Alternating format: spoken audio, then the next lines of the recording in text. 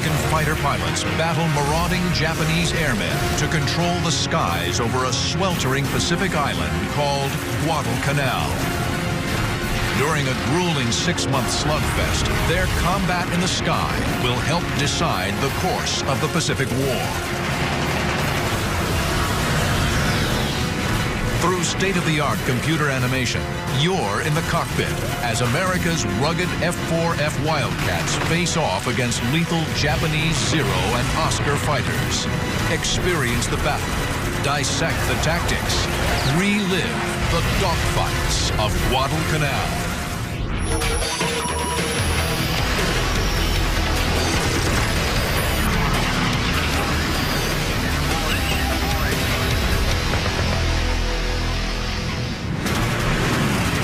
August 30th, 1942.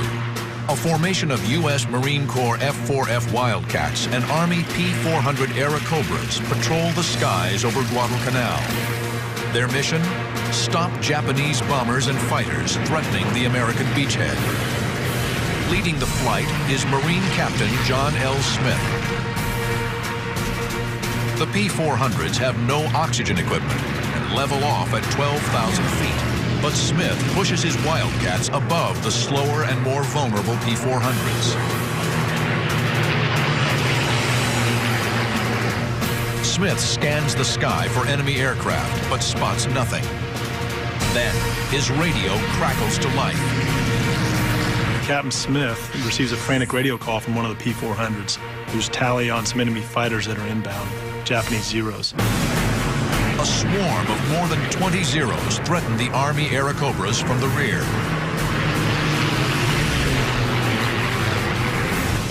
The P-400s are here. The Zeros are here, attacking the P-400s from behind. Smith and the Wildcats are here, 3,000 feet above. The Zeros don't see them. I wouldn't say they use the P-400s as bait, but the P-400s normally would get in trouble, and then the Marines would come down and shoot Zeros off the tails of the 400s. The Marines dive to rescue the P-400s. Captain Smith closes fast on an unsuspecting Zero and takes aim.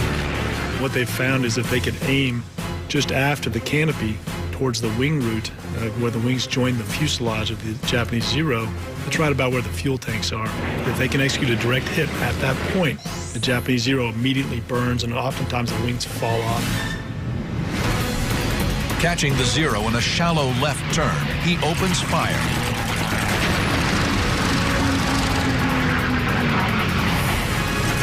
It's Smith's 6th kill of the war, but there's no time to celebrate. The skies are still filled with Zeros, and Smith and his men are heading into 6 months of legendary dogfights, battling for the most important location in the Pacific in 1942. A green speck of land called Guadalcanal. 3 months earlier, Allied reconnaissance discovered that the Japanese were building an airfield on Guadalcanal, a 90-mile-long jungle island at the southern end of the Solomon Island chain. If the Japanese can control Guadalcanal, they'll sever the vital supply line from the U.S. to the South Pacific. Australia and New Zealand will be open to invasion and conquest. The Allies have to act. Depending upon who controlled that airstrip, had an enormous effect on Japanese and American fortunes in that area. August 7th, 1942, America launches its first amphibious assault of World War II. Over 11,000 U.S. Marines storm ashore at Guadalcanal. The Marines quickly gain a foothold on the island. By the second day, they take the Japanese airstrip, renaming it Henderson Field. The Japanese bring in thousands of fresh troops to Guadalcanal and attack the Americans relentlessly, trying to drive them off the island. The Marines fight off attacks while desperately trying to prepare Henderson Field for operations. Japanese tractors and equipment are commandeered to improve the small crushed coral runway. Bomb damage is repaired, and PSP, perforated steel planking, is hurriedly laid down. After 2 weeks, they finish the airstrip and fly in 19 F-4F Wildcat fighters and 12 SBD Dauntless dive bombers. It was only because of the ability of the Americans to place aircraft on Henderson Field to protect the supply ships bringing in reinforcements and supplies to the Marines on Guadalcanal that the island could be held. Because the Allied code name for Guadalcanal is Cactus, Henderson Field becomes the home of the tiny Cactus Air Force, at first consisting of just 43 pilots and ground crew. The men of Henderson Field soon discover it isn't just the enemy making their lives hell. The island was a fly-infested, dirty, stinking, blood-soaked, damned island that was just dangerous to even walk on the beaches because there was so much unexploded ammunition around. The pilots and ground crew live in mud-floored tents. The latrine is a trench with a log seat, and the bathtub is the Lunga River, complete with crocodiles and leeches. The flyers of the Cactus Air Force are outnumbered and short on supplies. Their fighter, the F-4F Wildcat, can't match the agility of the enemy Zero. But a big advantage for the Cactus Air Force is that they are commanded by a born leader in 27-year-old John Smith. Smith's an aggressive dogfighter and skilled tactician. She always preached and devised his tactics around you have to pit your strengths against the enemy's weakness.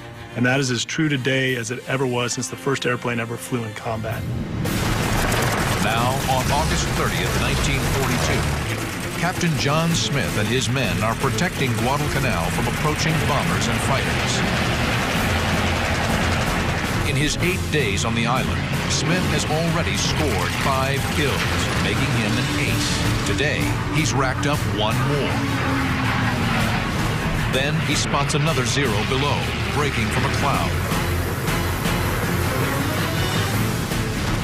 The Zero is here. Smith is here, high above him. He plans to use the Wildcat's diving speed to try and drop behind the Japanese plane. Smith first rolls inverted, then dives. This creates positive G-force instead of negative Gs. You roll on your back, pull aft on the stick, and pull positive Gs so you're pushed into your seat. You can be able to pull more Gs, which means you can pull your nose downhill faster. The maneuver works. Smith rolls back over, then levels out behind the Zero and fires. The Wildcat's 6 50 caliber guns deliver 200 rounds in a 4-second burst.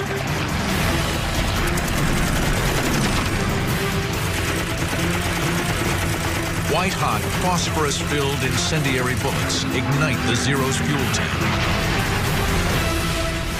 But as Smith arcs away from his second victim, the predator becomes the prey. A Japanese Zero closes in on Smith from dead ahead. High above the green jungle canopy of Guadalcanal, the planes converge at over 600 miles per hour. The Zero opens up with his 20mm cannon. Smith answers with his 50 caliber machine guns. It's basically that slugfest all the way to the merge. Who's going to flinch first, or who's going to blow up first? Both planes are taking hits, but Smith's Wildcat has thicker armor, and he's withstanding the blows. And then the overwhelming firepower of the Navy airplane cut this guy into ribbons. He exploded. And then what Smith did is dump the nose over very hard, very abruptly, and flew underneath the debris field and escaped.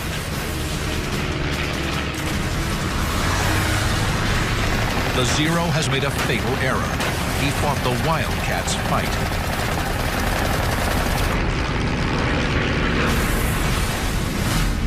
Built by Grumman Aircraft, the Wildcat is first flown in 1937. The rugged plane features cockpit armor and self-sealing fuel tanks. These tanks are coated with layers of rubber that expand and reseal if they're punctured. The Wildcat faces the most famous of all Japanese aircraft, the deadly Mitsubishi A6M30. The lightweight Zero can outturn and outclimb the Wildcat, a lethal advantage in a dogfight. But its thin armor protection and lack of self-sealing fuel tanks means it can't survive a slugging match with the tougher Wildcat. The Zero is faster, more maneuverable, and can outclimb the Wildcat, while the Grumman is tougher, more heavily armed, and can outdive the Zero. Wildcat pilots in general would want to avoid the turning fight with the Zero. That would not be their fight. The Wildcat with its 650 cal machine guns, heavy body armor, heavy armor around the engine cowling, preferred head-on attacks, frontal attacks, and it would just basically plow through that Zero. The air battle of August 30th is a resounding victory for Smith and his pilots. They shoot down 14 of the 22 attacking Zeros. The Japanese bombers the Zeros were protecting retreat before reaching Guadalcanal. Believing the engagement is over, Smith sets course for Henderson Field. But there are 2 more deadly Zeros just ahead. August 30th, 1942. 3 weeks into the battle for Guadalcanal, Japanese aircraft are on the attack. Marine fighter pilot John L. Smith has killed 3 enemy Zeros.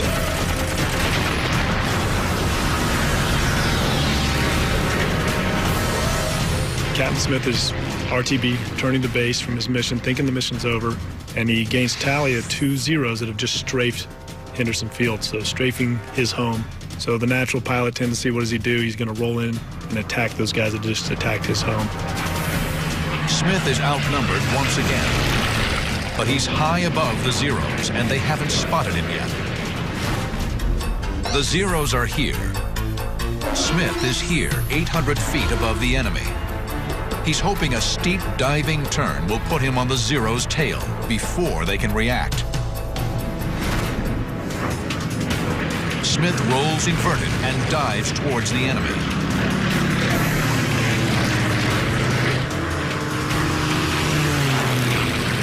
He levels out at 6 o'clock low, below and behind the trailing Zero, positioned perfectly for the kill. The Zero takes evasive action. He brakes hard left. But Smith has anticipated the move. He stays right with him, raking the enemy with his 50 cals. Cutting his speed and braking back right, the Japanese pilot hopes to make Smith overshoot. But Smith chops power and stays in trail.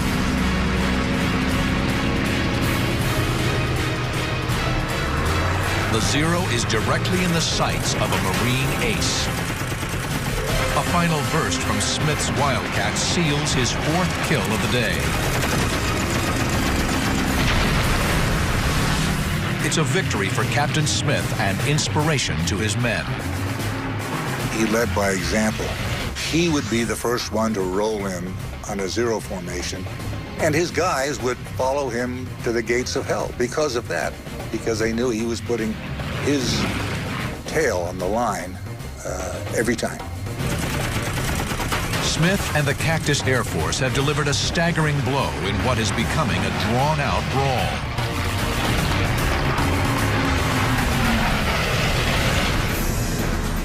The American pilots can only fly by day. They lack the radar and navigation aids that enable night fighting. The Japanese Navy had perfected night fighting in the 1930s, using powerful optics and rangefinders. Crews were trained to work in total darkness. The Guadalcanal campaign developed into this extraordinary situation of a change of sea control every 12 hours. The Americans controlled in daylight thanks to their aircraft in Henderson Field. But every time the sun went down, the Japanese ruled the waters off Guadalcanal. After dark, the Japanese Navy controls the slot, a wide channel that runs from Guadalcanal to the Japanese base on Rabaul. The Japanese supply ships arrive with such regularity that the Marines nickname them the Tokyo Express.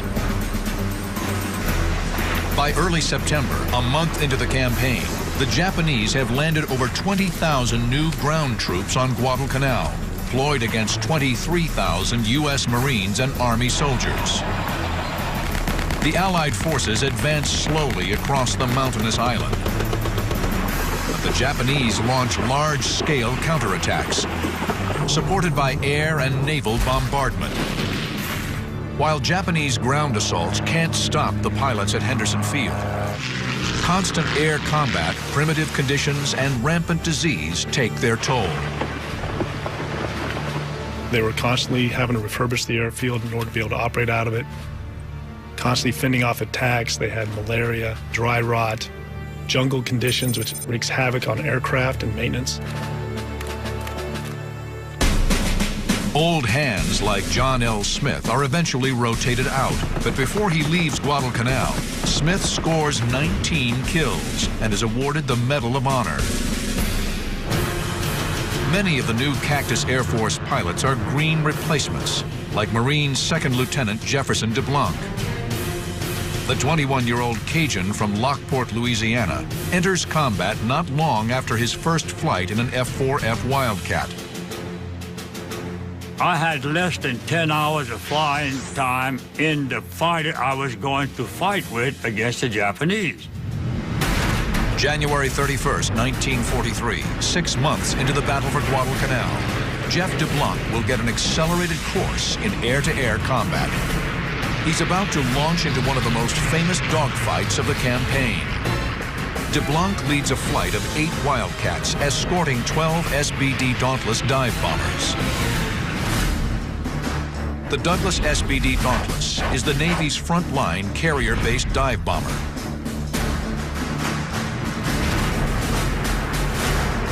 The plan is to attack Japanese supply ships heading for Guadalcanal. The flight hopes to intercept the convoy 250 miles from Henderson Field.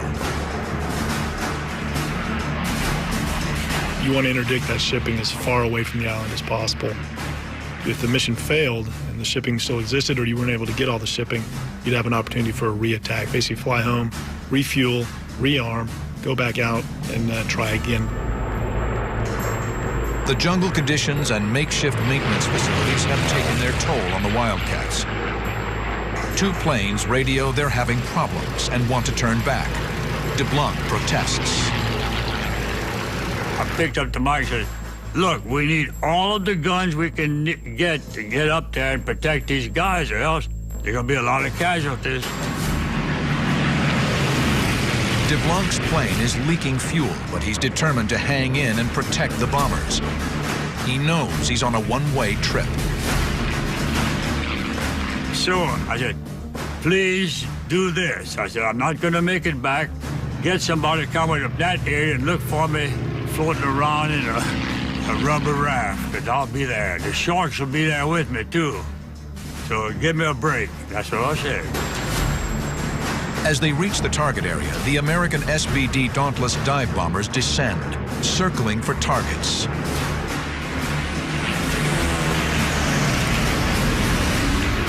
Suddenly, 2 Japanese Pete float planes dive down from high above on the slow, vulnerable SBDs.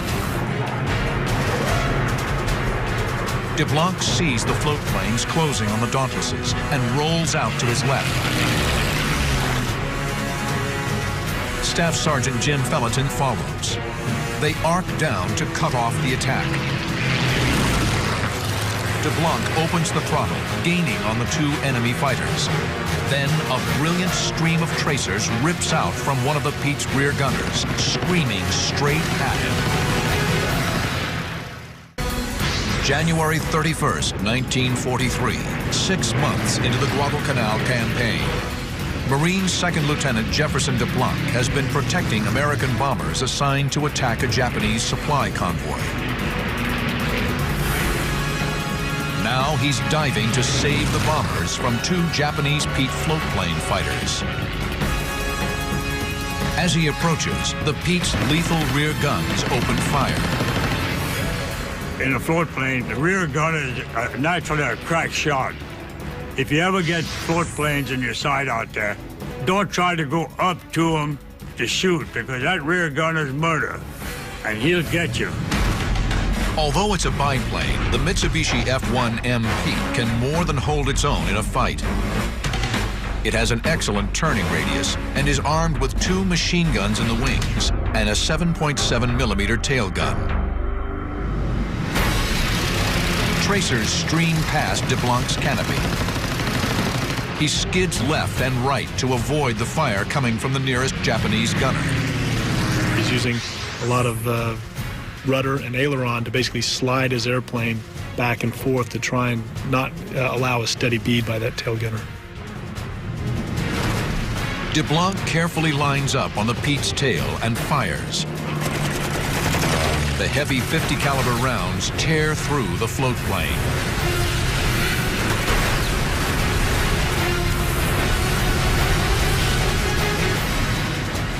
Opening up his 1,200 horsepower Wildcat engine, DeBlanc swiftly closes on the second Pete. His tracers rip into the Pete's fuel tanks. The burst caught him dead center, and his plane caught fire. He exploded, actually.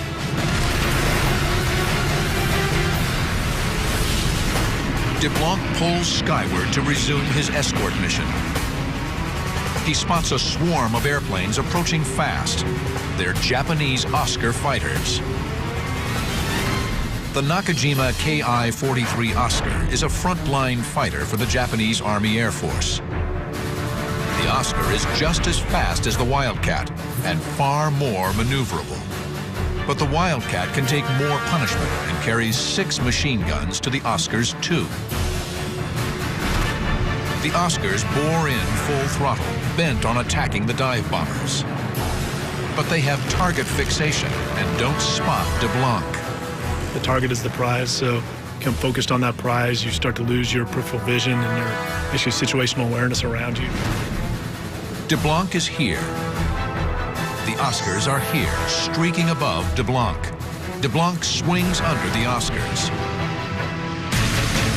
He goes to max RPM, pulls in below the enemy, and fires at the lead.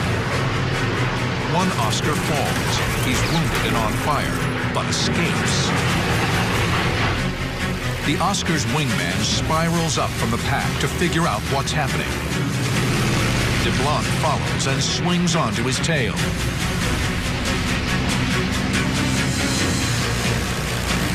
The Oscar is squarely in his sights.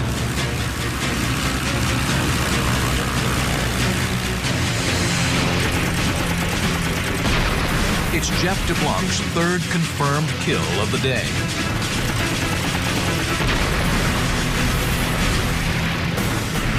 DeBlanc's almost out of fuel, but he decides to stay and guard the SBDs. My job was to protect the what? The dive bombers. Now, I'm not a hero, but I have to live with my conscience. And if I didn't do what I was supposed to do, then I'm derelict in my duty. Suddenly, DeBlanc realizes the other Oscars have broken off their attack on the bombers and are coming after him. The Oscars dive down to swarm DeBlanc and Felleton.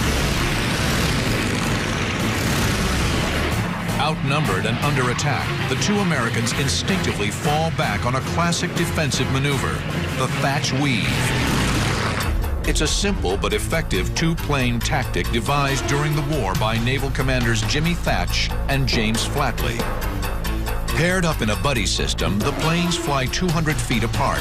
If an enemy attacks a Wildcat's tail, the 2 American fighters will turn toward each other. If the enemy follows, it will soon be targeted by the second plane. For DeBlanc and Felleton, the Thatch Weave works. The Oscars are unable to attack without exposing themselves to one of the Wildcat's guns.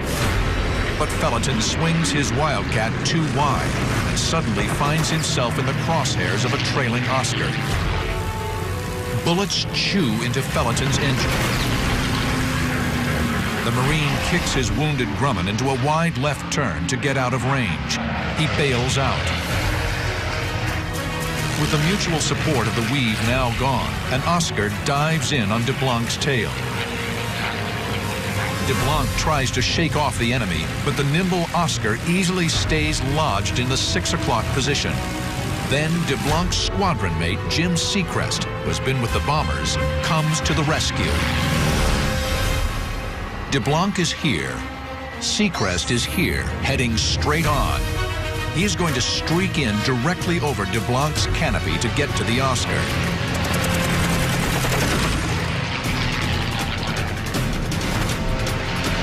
Seacrest almost takes off DeBlanc's tail, but the move works. The Oscar pulls away. When DeBlanc looks up, both Seacrest and the Oscar are gone. I said, "It's enough. I'm going home," and I couldn't understand why I'm still fighting these guys, because I'm going to be a dead man. I turned back and I streaked for home full throttle. I don't care if we're using all the gas I have left. Night is falling. DeBlanc's fuel state is critical. He climbs to join the SBDs. They've delivered punishing blows to the Japanese and are heading home. But before he rejoins the bombers, he spots 2 more Oscars on his tail, closing fast. January 1943, the skies over Guadalcanal. Marine fighter pilot Jefferson DeBlanc is in trouble. 2 agile Japanese Oscar fighters are tearing in from 3 o'clock high. Even though he's low on fuel, DeBlanc knows he must challenge the Oscars and draw them away from the American bombers. DeBlanc pulls a long right climbing turn into the enemy and calls on the best tactic for his Wildcat. He attacks head on. I'm the one that's climbing, and these guys are the one coming down, but very shallow. When they saw me, they steepened the dive. And when they steepened the dive, I cut loose. And he blew up. I caught the pipes that said it. The whole thing blew.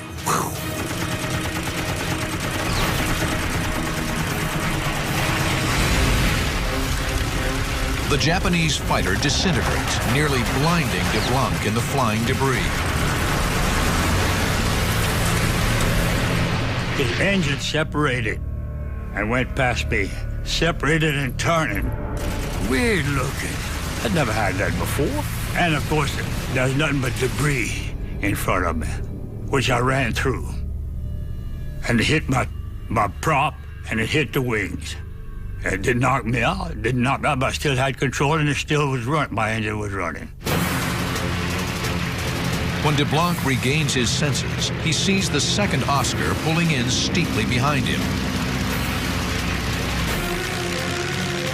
He was looking at me as if that's a dead man I'm coming after, because I'm going to blow him right out of the sky.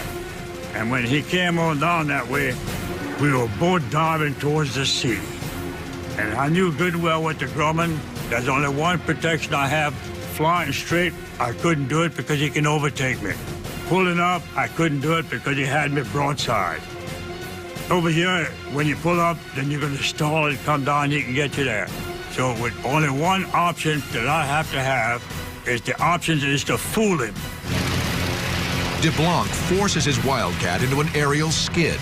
In effect, he's slamming on his brakes, trying to force the Zero to overshoot. When I skidded, then he was coming too fast. I straightened out to just let him go. We were wingtip to wingtip.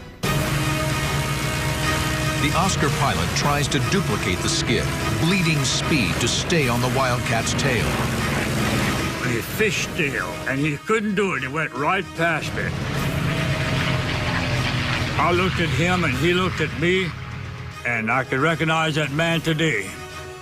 And you say, "You're crazy, man." Well, when you kill somebody during war, and you see him, you'll witness what I'm talking about.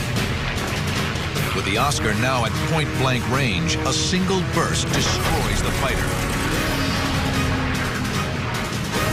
It's DeBlanc's 5th confirmed kill of the day.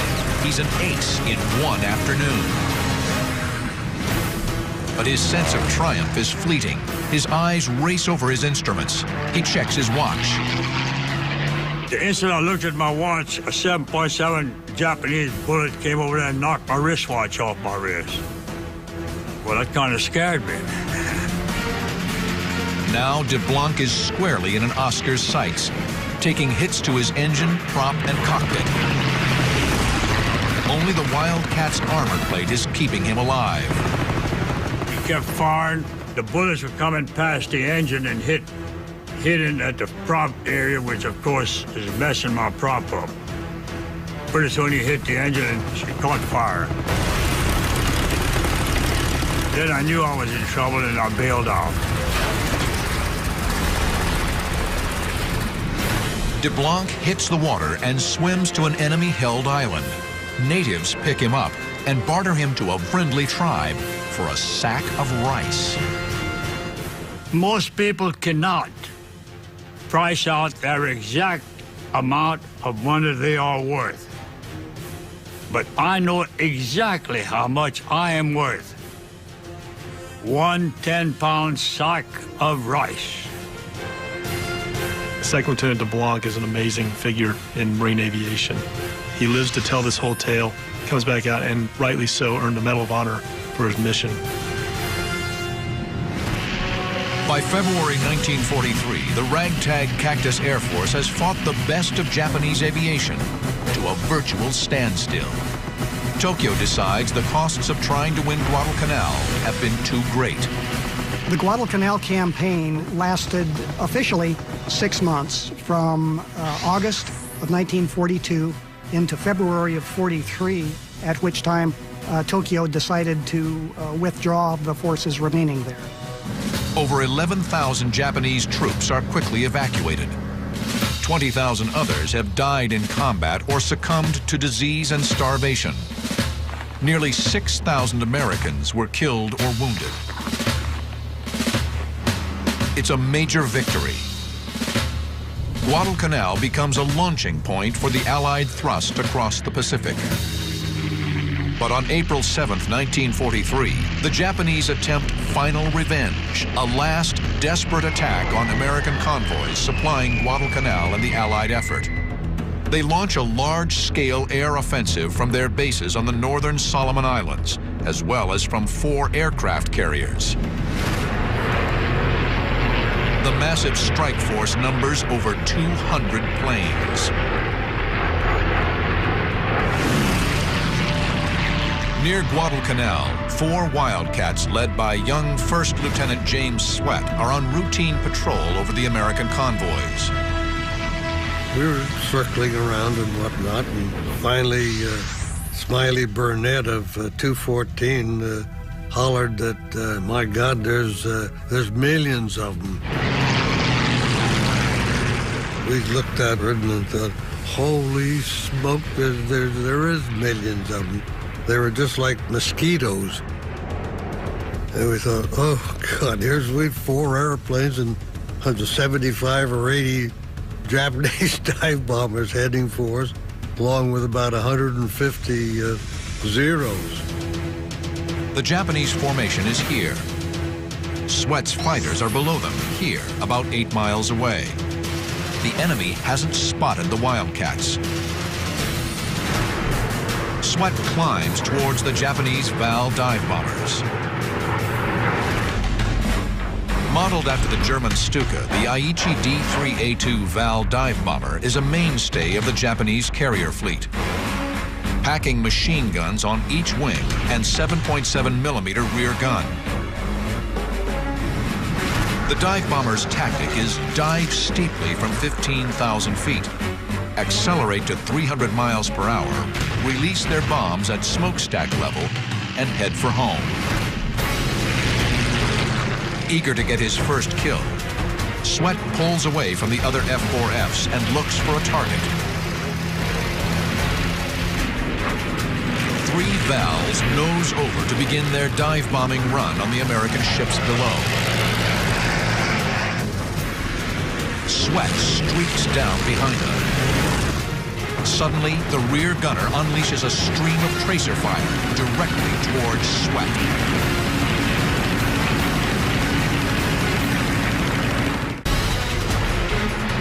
April 7, 1943, Japan has launched a last-ditch effort to avenge its humiliation at Guadalcanal.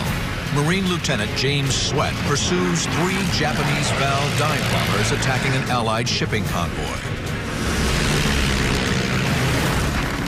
The Val's rear gunners fire up at Sweat's Wildcat.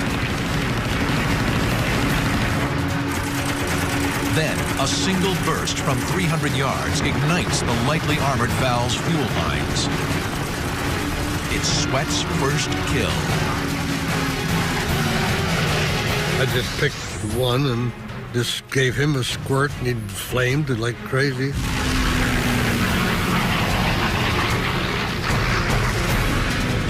Sweat closes in on a second Val. The bomber's right wing is riddled by the first burst. A second shot rips the fuselage. Sweat has 2 kills in as many minutes. But almost immediately, Sweat finds himself in a shootout with the 3rd bomber's tail gunner. 7.7mm bullets zip past the Wildcat. But once again, Sweat's incendiary rounds hit fuel.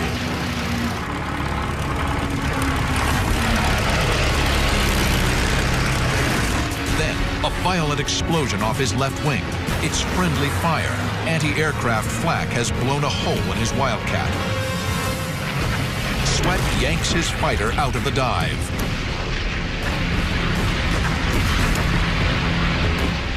I was number 1, scared. Number 2, frightened. Number 3, ready to bail out of that darn thing. And you couldn't believe how nervous I was. Sweat keeps climbing, ready to call it a day, but he spots a line of Vals immediately in front of him. They've dropped their bombs and are hightailing for home. In spite of his battle damage, Sweat closes on the Vals from behind.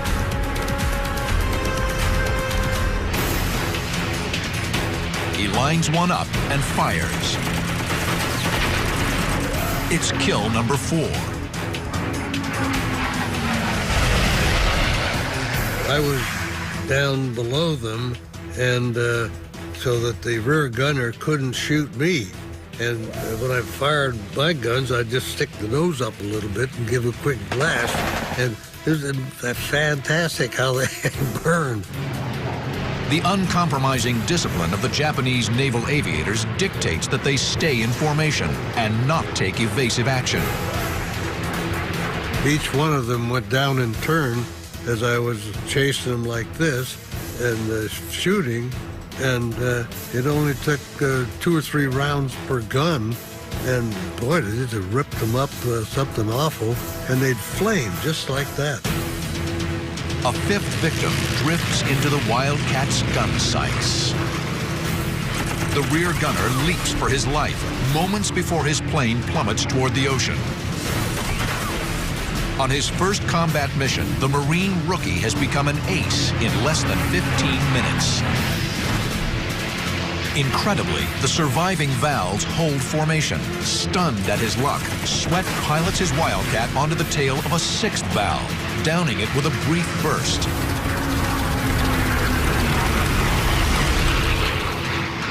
Like a lion hunting panicked prey, Sweat continues within the pack of Vals, lining up yet another victim.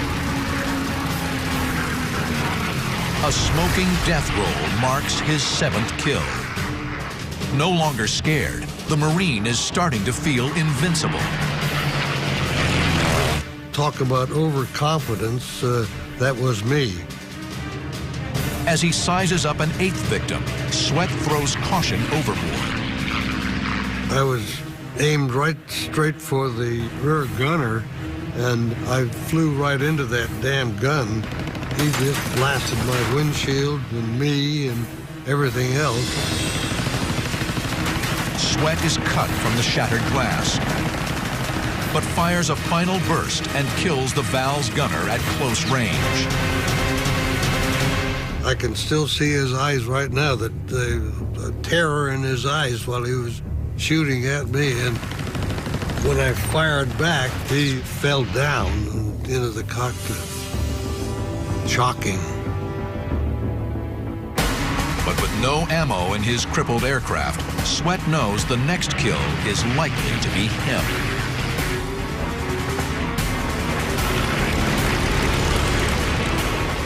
He hit my oil cooler and disabled my engine because the oil pressure just dropped like a ton of bricks. And I thought, uh-oh, I've got to get the heck out of here. Sweat's engine begins to fail. He decides to ditch off nearby Florida Island. Just about, half a mile or so offshore, my engine froze. The prop stuck up like a middle finger. And so I made let my flaps come down, and they didn't, only one side worked. This flight didn't work at all for some stupid reason, probably the hole in my ring. Sweat makes an emergency landing. But upon impact with the water, his head strikes the control panel, breaking his nose. Worse, he's trapped in his sinking plane. I made a water landing and went down about 25, 30 feet with the airplane. My shoulder strap was caught on the boat release hook right up over my right shoulder. And man, I struggled to get out of that damned airplane. Reaching the surface, James Sweat is rescued and spends 6 days in the hospital. He returns to Guadalcanal to learn he's been nominated for the Medal of Honor. Today, along with the medal, Sweat holds the image of the Val's rear gunner. The look on that rear gunner's face when I killed him, I still see it night after night after night. James Sweat and his fellow airmen were eventually joined by over 70 aircraft from Henderson Field. The Cactus Air Force turned back the Japanese onslaught. Never again will the Japanese take the offensive in the Pacific. The men of the Cactus Air Force can take pride in their critical role in turning the tide in the Pacific War. And it was the kind of Americans who fought and prevailed under extraordinary circumstances at Guadalcanal, who demonstrated not only to themselves but to their entire generation that they had what it would take to prevail in World War II. In the battle for the skies over Guadalcanal, the pilots of the Cactus Air Force flew more than 2,000 sorties, destroying over 425 Japanese planes and scoring a kill ratio of nearly 4 to 1. The legacy of the pilots of the Cactus Air Force is absolutely amazing. We still study the battles. The lessons learned from Guadalcanal in 1v1 air combat are nearly as true today as they were then. The battle for Guadalcanal was a defining moment in Marine Corps history. Led by men like John L. Smith, Jeff DeBlanc, and James Sweat, flyers overcame the worst of circumstances to send the best pilots of the Imperial Japanese Navy and Air Force to the bottom of the sea.